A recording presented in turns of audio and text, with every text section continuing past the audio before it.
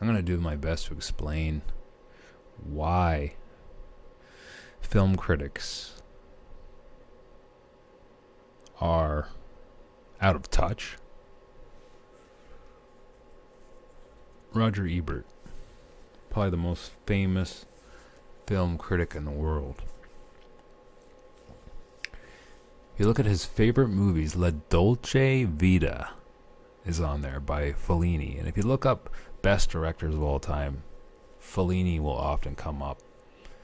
And it's interesting because most North American people have no idea who Fellini is. And but according to Roger Ebert and all these film critics and film study majors, you should know. And I'm going to run you through just the beginning of this film and kind of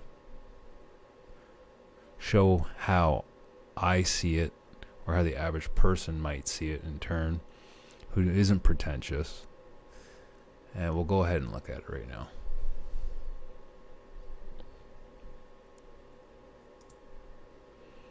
Okay, so as you can see,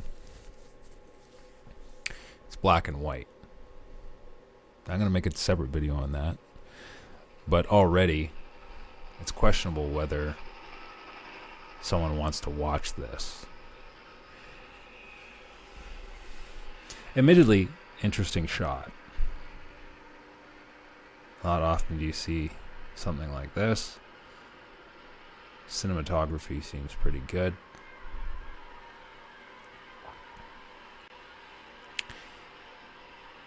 But watching this the other day, I ran into a few problems.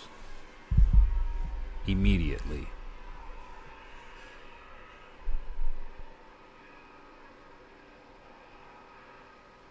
I'm going to speed up a little bit so we can watch.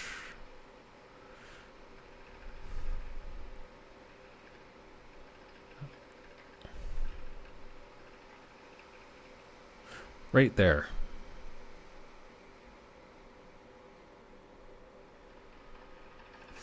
Right there instantly.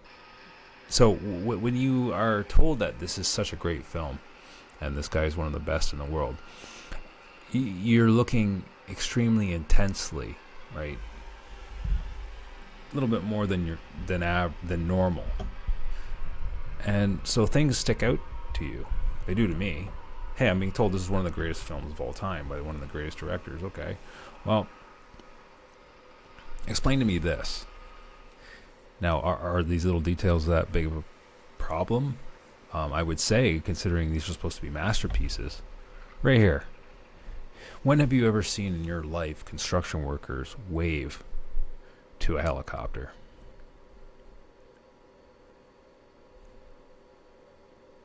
How are we supposed to take this seriously?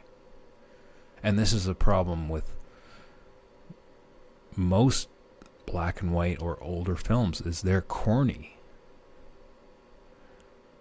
They're unrealistic. They're unrelatable. At least today we have films where the realism can make you appreciate the storytelling more. Back then, not so much. So already, there's something I dislike about it.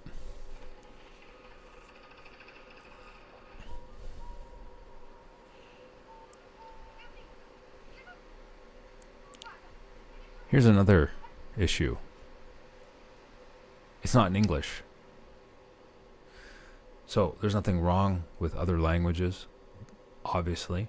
But is this something that these art film critics are attaching to seem like they're more sophisticated? Are they trying to pretend that because it's in a different language that means it's something exotic, it's something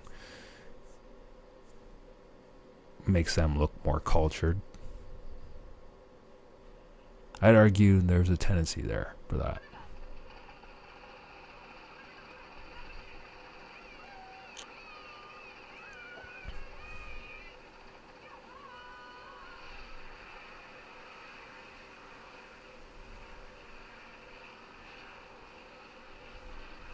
So this guy's saying this is one of the best movies, and already it's in black and white, and it's a foreign film, and it's got some corny stuff going in already.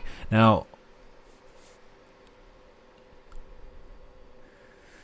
it seems like a lot of people who are into film and criticize film are left-leaning. So here, when we see European women who don't shave their armpits, is this another way for them to say, oh, well, I'm so progressive, I wouldn't have a misogynistic thought in my mind. I wouldn't have, and I'm so, accepting of other cultures and other ways that I've got no issue with that. Look at me, I've selected this film that shows how tolerant I am. No? Have you ever met a leftist?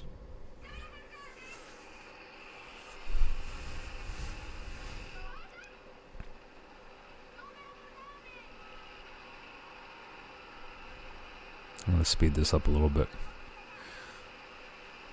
Then I get into another scene. Here, I believe it is.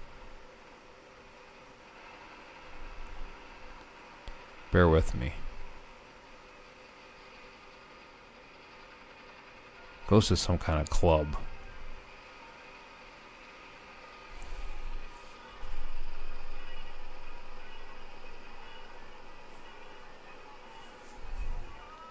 Right here.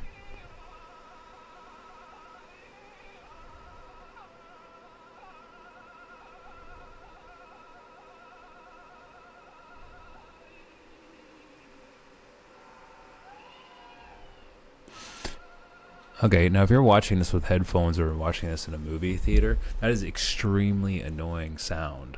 So you go from these other weird scenes, off-putting scenes, then you go directly into another scene with an extremely annoying voice for literally about 9-10 seconds. So now it hurts your ears. It's annoying. It's unpleasant to watch, but yet you as an average American, you're not able to understand the sophistication and the complexity. It's beyond you. I think not. And they wonder why Fellini and these movies are not accepted amongst the population as great films. It's painful experience. But that's just proving their sophistication.